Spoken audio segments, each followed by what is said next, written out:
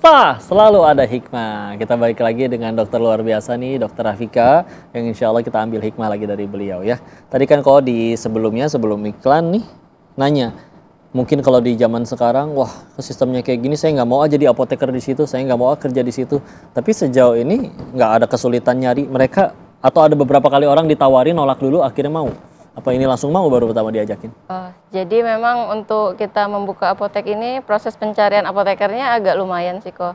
Agak lumayan sulit dan membutuhkan waktu seperti itu. Tapi bukan karena sistem yang akan kita lakukan, lebih karena mungkin jodoh ya.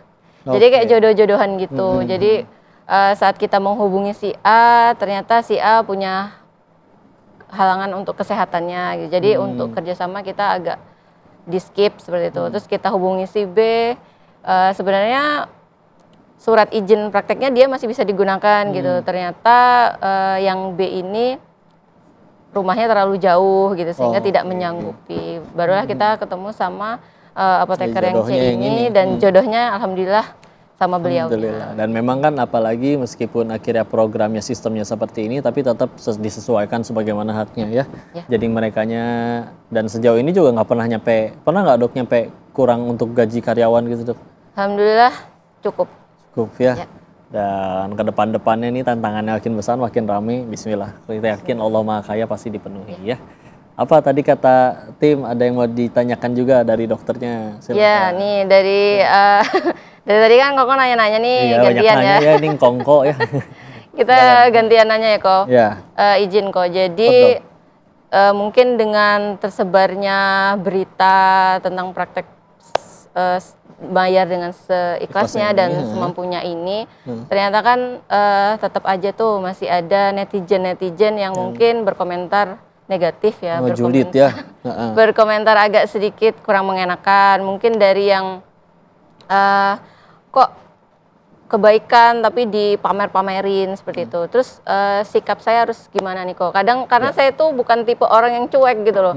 Saya tuh orangnya kadang-kadang agak OVT, jadi kadang mengganggu pikiran itu. Jadi saya harus bersikap seperti apa untuk menghadapi kalimat-kalimat netizen yang nggak mengenakan hati ini. Jadi amal itu harus dijaga keikhlasannya, itu betul. Masalahnya yang tahu ikhlas atau enggak cuman Allah sama hati kitanya. Kita meninggal nggak akan pernah ditanya tentang keikhlasan orang lain, kelakuan orang lain, dan lain-lain. Jadi mereka nggak akan ditanya tentang keikhlasan dokter sebetulnya. Maka jadi heran juga kalau ternyata nanti begitu akhirnya dia pengadilan Allah, ternyata menurut Allahnya dokter ikhlas, menurut merekanya dokternya nggak ikhlas, ya mereka jatuhnya malah jadi fitnah, repot di mereka sih aslinya.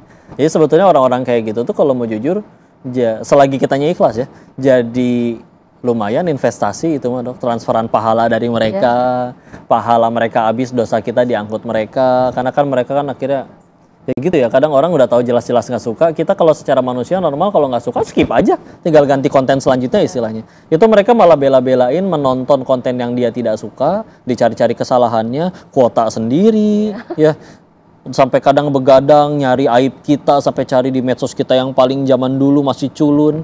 Nah kadang kalau mau jujur, kesetiaan apa lagi yang kita ragukan dari haters kita? Karena mereka ya coba bayangin ya, kuota sendiri. Kalau sampai mereka sampai kadang nyari aib kita tuh sampai nggak makan, nggak minum, nggak tidur. Besoknya tipes. Besok tipes berobat di dokter lagi. Atau besoknya berobat, dia juga nggak minta reimburse juga. Maka ya Allah, kalau di luar sana ada orang punya perusahaan, dia nyampe bayar akuntan untuk nyari kesalahan hitung. Nyari kesalahan dibayar. Ini orang nyari kesalahan kita, sukarela tanpa dibayar. Jangan punya mata seperti lalat.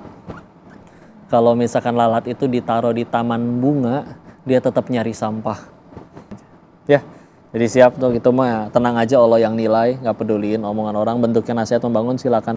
Dan terakhir dok, sebelum ditutup nih, kau pengen tanya nih pendapat dari dokter yang ada jadi ulah oknum dokter atau yang kriminal yang justru malah mencoreng nama baik profesi mulia dokter ini. Menurut dokter kayak gimana tanggapannya?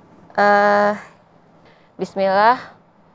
Yakin bahwa teman sejawat kita di luaran sana pasti banyak yang berhati mulia juga. Masya Allah dokter, makasih banyak. Yang mudah nasihatnya doakan kami juga, mudah-mudahan dokter, keluarga, suami dijaga sukses terus. Kami bersaksi ini perjuangan yang luar biasa, mudah-mudahan selalu jadi pahala jariah mengalir bagi dokter, anak-anaknya salih salihah nanti bismillah, dan semua yang ada di dalam timnya dijaga, diberkahi, dimuliakan oleh Allah. Pemirsa, doakan beliau dan silakan nanti mampir ke Ponorogo, mudah-mudahan kau bisa juga ke sana ya. Dan kita akan ketemu lagi di program SAS. Selalu ada hikmah di episode selanjutnya. Assalamualaikum warahmatullahi wabarakatuh.